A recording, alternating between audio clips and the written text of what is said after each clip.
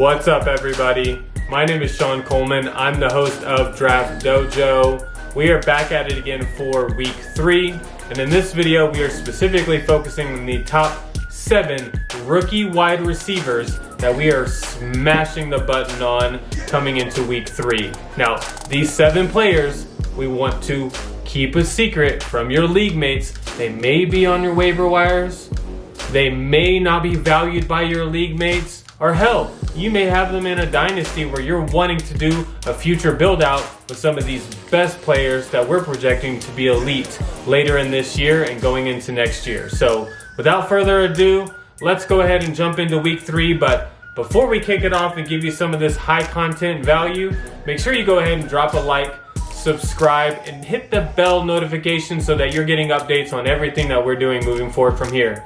Let's get it, Draft Dojo.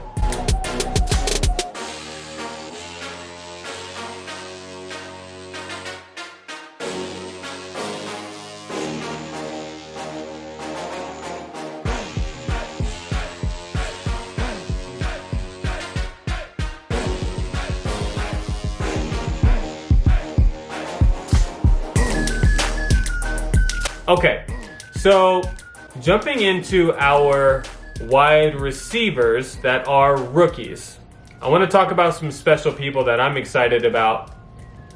Specifically, let's go ahead and kick it off with our first person in Treylon Burks. Now, if I'm looking at Treylon Burks, we know in the quarterback situation with Tannehill under center and the Titans, it's a dumpster fire on the Titans side. We know that. We're relying on Derrick Henry to keep the ball moving up and down the field because, as we saw last week, they struggled heavily in the passing game and just consistency overall. However, there are some shining, bright moments in the Titans wide receiving core. I think once we start shifting a few pieces around in this offense, we could be looking at a pretty good team. The first person I want to talk about is Treylon Burks. Now, if I'm looking at Treylon for the first 2 games of this season, we have an overall PFF grade of 80.9, and on the receiving side, he's at 79.1. So for a rookie,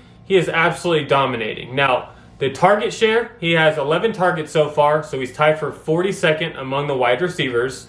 He has 7 receptions. He's tied for 43rd, and his receiving yards is 102. He's tied for 42nd. So in value right now, if I were to put all the wide receivers on the board, he would snake around in most of our leagues going into the 4th round of a wide receiver draft only, which is pretty amazing value for just a rookie as is. With those 11 targets, 7 receptions, 102 receiving yards, his yards after catch per reception is 7, making his yards per reception almost 15 yards. We saw a player very similar to this last year that was averaging 15 yards a catch. His name was Deebo Samuel. So if we were actually thinking that while the Titans are nowhere near the volume that the 49ers are, the caliber, the team roster overall, but if I'm just looking at a player projection and a player that could be that position bell cow type of receiver that's going to command target share in their offense as a rookie, Treylon Burks is that person. And right now, people are willing to give away these rookies without a high dollar tag associated to them because most of them are just sitting on the bench. And a lot of your league mates aren't educated to know that when you have a top end rookie like Burks, his high value mid to late season can be a game winner or a league winner depending on where you are as you go into the playoffs. So I really love Treylon Burks. I love what I see so far. He's definitely in my wide receiver 1 of the rookies at the moment, but he has some stiff competition. Alongside that competition is someone that is starting to sniff out how to play in the NFL, and that would be Drake London. Drake London, I mean, when I start looking at what he was able to produce last week, even to build on the first week. So far, in the first 2 games of the year, Drake London has 18 targets, 13 receptions, 160 receiving yards. He's got a touchdown. We like to see that. But he's comparable to anyone else that's doing this at the elite level. His yards per reception right now is 12.3. His yards after catch per reception is 4.5. And an impressive stat that a lot of us aren't talking about is the relationship between wide receiver and the passer rating of the quarterback. What is the passer rating from that quarterback to that wide receiver? How productive are they being for their quarterback? Well, specifically, Drake London, he's helping his QB on 117.8 QB passer rating in that relationship. I will take that absolutely all day. You'll take that quarterback passer rating. Doesn't matter who the wide receiver is, who the quarterback is. You're showing early chemistry, which is hard to do for any rookies that are naturally trying to get up to speed in the gameplay of the NFL as it is. Let alone, let's be honest, the Falcons don't have the most ideal team either. So you see Burks, you see Drake London, you see them really creating their timeshare as rookies, saying, hey, I'm an alpha. I am here on this team. I'm going to stay on this team. I'm going to remain the alpha on this team, and I'm going to do it in my first year. I love everything I see about Drake London. He is a top-end prospect. Not to mention, he's 6'4". He's pushing now 215, 220 pounds. He is a big-bodied receiver that is putting up 12 yards a catch. I mean, that is... Please, go grab Drake London. If someone is stupid enough just to let him sit on their bench, you can tell that they're probably not savvy in fantasy football, or maybe in Dynasty, you have a later pick that you're willing to give away for someone like this. They don't come around that often, guys. The bust rate of rookies is extremely high. So seeing someone with hyper-productive stats across the board within the first 2 weeks of the season is extremely alluring for you to go ahead and say, I am willing to give up some of my draft capital for a top-end wide receiver that we know by projections should have a long time in this NFL career. So, loving Treylon Burks, loving Drake London, but there's a few other guys out there that are saying, hold on, you're not going to outshine me this rookie season. And that guy is Garrett Wilson. Garrett Wilson playing on the Jets, again, not the most ideal offense. I'm starting to see a pattern here, right? When there's not a lot of competition, naturally those teams are going to be at the bottom, which puts them at the top of the draft. So they're grabbing these elite players, and these elite players are showing out. Garrett Wilson, so far, 22 targets, tied for 6th in the league. Receptions, 12, tied for 13th in the league. Receiving yards, 154, tied for 15th. And receiving touchdowns, 2, tied for 7th. There is not a major metric right now where Garrett Wilson is any worse than your 15th position in your wide receiver core. As a rookie, mind you. Now, I know a lot of us are saying, yeah, well, Sean, that was really just from week 2. Yeah, I know. That was only week 2. That is my point. I don't care if they flopped on a week 1 trying to figure themselves out, because obviously we know the quarterback situation and Zach Wilson occurring. So we have Joe Flacco coming out there and strutting his stuff as an old man game, and he's going to say, you know what, to hell with it. I'm going to throw my arm out. If this is going to be my last season, fuck it. I love that. You know what, Joe Flacco? Give us more of that. And make sure that you feed your boy Garrett Wilson. So the other things that I love to see, as I was saying before, yards per reception. 12.8 from Mr. Wilson. Passer rating when targeted, 107. I mean, these are elite numbers for a rookie. Actually, I'm going to just start saying Wookie from now on. Garrett Wilson is a Wookie wide receiver, and that boy will win with his Wookie status. So, Garrett Wilson, my man, you could be the number 1 wide receiver in your rookie class. So we're as an Austin person here, we are rooting for you. Should have went to UT, my dog, but hey, I totally get it. Ohio State's a great program, but it would have been really nice to have you as a Longhorn. So I'm just fucking with y'all. All right, so just kind of jumping in some of the other players. You know, I don't remember the last time where I've seen something of this nature where you have a Treylon Burks, but you also have a 5th round pick in Kyle Phillips that is also showing out. I mean, they're not in comparison of numbers, but Kyle Phillips is not doing anything wrong, especially as he's still getting himself acclimated. He has even more of a timeshare competition, being that he was drafted later. He didn't have this star-studded name alongside of him, even though he did produce at UCLA. It's not like he was a scrub whatsoever. But up to this point, 2 games, 10 targets, 7 receptions, 71 receiving yards.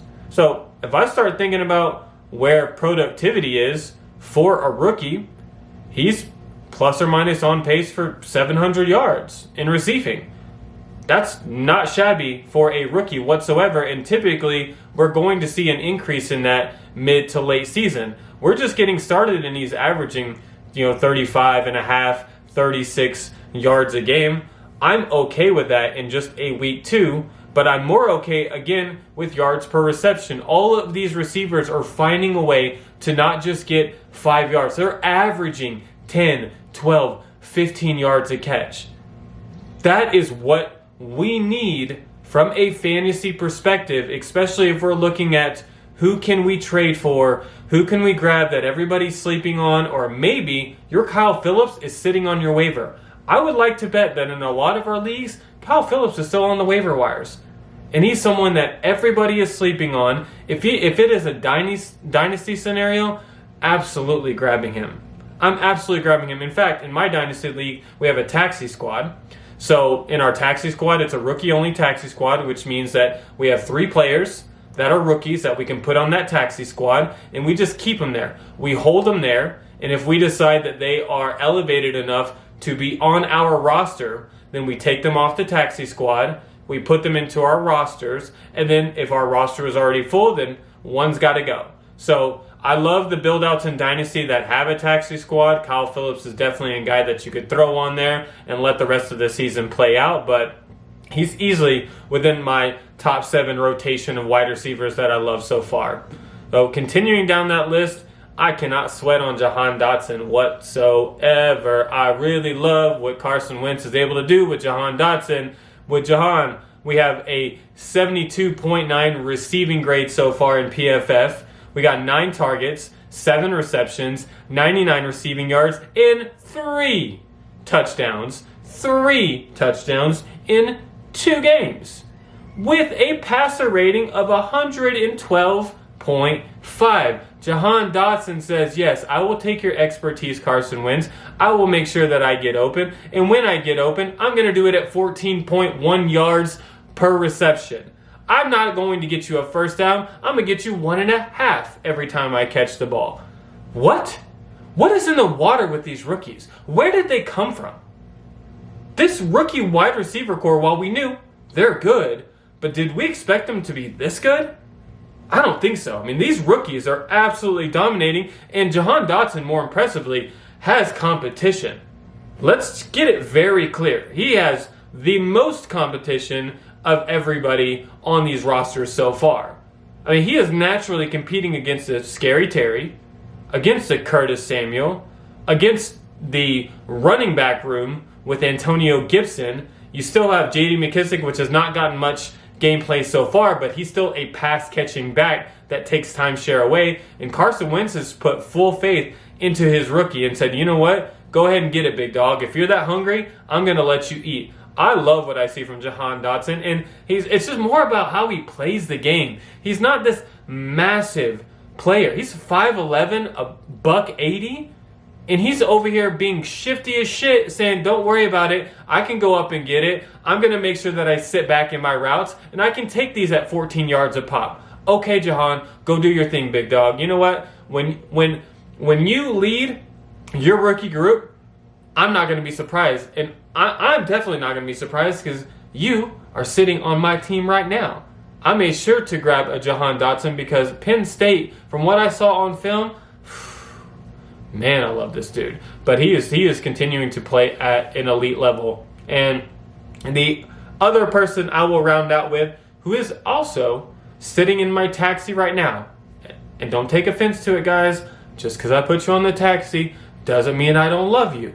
I'm just saying I'm going to let you sit here. I'm going to let you marinate, get used to the league a little bit, and then I'm happy to kick off some people that are sitting on our benches right now. But you don't hurt me right now. All you're doing is building your street cred in the NFL. You're building your success. And someone that started building their success right away is Romeo Doubs. And he was one of the hottest target names coming into the draft itself because of the buzz from the preseason and going into the training camp. But he's not disappointing, even though the Packers have looked in shambles in their first week. Second week was an improvement when you get Allen Lazard back in the mix. You get the running backs, which are elite running backs. So where the fuck were they week one? We're still trying to figure that out. But hey, we got our shit together.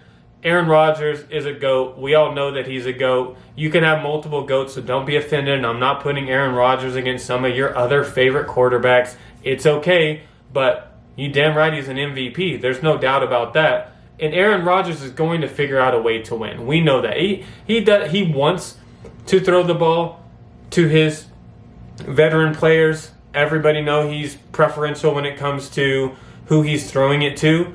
But this year is unique in the fact that his roster has forced him to just accept that his team is built off of rookies. And since it's built off of rookies, who else are you going to pass to? Romeo, so far, has 8 targets, 6 receptions, 64 yards. So when we're thinking about comparison to the other rookies, he's on the lower side. But we understand it was in shambles of a week 1. Week 2 is a building process. But I still love to see that this is a rookie that is yielding over 10 yards per reception. I think if I'm starting to look at a threshold and a metric for these receivers, that's definitely one that catches my attention the most. Every single rookie wide receiver that we've pointed out at the top here has over 10 yards per reception.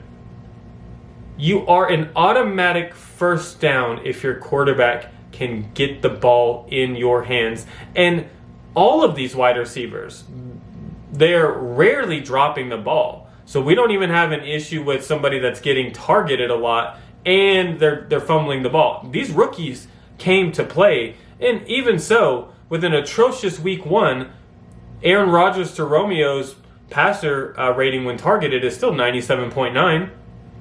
If anybody knows anything about football, we'll take that passer rating. It's not ideal. It's not the best, but it's a build. And if I'm thinking about the top 7 rookie wide receivers right now, Romeo has to be in the equation. There's some talent on the Packers team. There's some younger guys on the team as well, but Romeo came to play. And he came to play, I think, that chip on the shoulder. 4th round, 132nd selected, coming out of Nevada. So he was slept on in high school, didn't get the big name schools grabbing his ear, but he provided enough value at Nevada to get picked in the 4th round, to go to the Packers, and to start proving himself right away. So I absolutely love these 7 wide receiver rookies. Be on the lookout for them. Keep your ears tuned. I guarantee all 7 of these guys are going to have legitimate wide receiver numbers throughout the course of this year, and you are going to beg for these players if you're getting in on them too late. So start swindling now. You're playing fantasy football for a reason. You know how to make your moves. Make a move for one of these players, especially if you're in Dynasty. Don't be stupid. Don't hold on to the player that is rarely producing for you for the opportunity of a boom. No, these guys are going to hit. They're going to hit a hell of a lot more than your 26, 27, 28-year-olds on your roster right now that aren't doing shit. They haven't done shit for years and we're still holding on to them. Get it out of the way. We are focusing on these guys moving forward. Give them their roses early. They're doing what they need to do as rookies. And with that being said, you better have liked this video by now. You better subscribe to the channel. You better hit the bell because we are fucking coming to take over fantasy football in 2022, baby. It is DraftDojo. My name is Sean Coleman. Stay tuned for more, baby. Out.